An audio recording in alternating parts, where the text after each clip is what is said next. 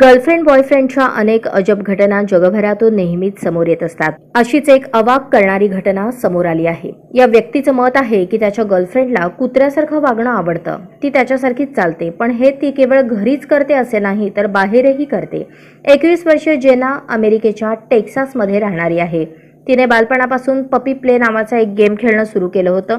ती आजही हा गेम खेळते। त्यांनी लव कांट जज नावाच्या YouTube चॅनलवर आपल्याबाबत सांगितलं। मिरर यूकेच्या रिपोर्टनुसार जेना म्हणाली, मी माझ्या आईला सांगत होते की तिने माझ्यासोबत कुत्र्यांसोबत खेळावं जेणेकरून मलाही कुत्र्यांसारखं वागता येईल। माझ्या आईवडील नेहमीच याचा विरोध करत होते, पण मी असं करू शकले नाही। आता जेना तिच्या 30 वर्षीय बॉयफ्रेंड लोरेंजो सोबत राहते। त्याचं मत आहे की त्याची गर्लफ्रेंड कशीही वागत असेल तरी त्याचं तिच्यावर प्रेम आहे, पण जेनाच्या अशा वागण्यावर अनेक लोक टीका करतात। लोक प्रश्न उपस्थित करतात की जेना 2 हात आणि पायांवर का चालते।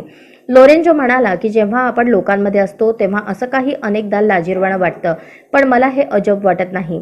मला तिच्यावर लक्ष देणं आवडतं, तिला सुरक्षित वाटणं महत्त्वाचं वाटतं आणि सगळ्यात महत्त्वाचं म्हणजे तिला आनंदी बघणं। जेना पुढे म्हणाले की जेव्हा मी पहिल्यांदा लोरेंजोला याबाबत सांगितलं तेव्हा त्याला काही धक्का बसला नाही।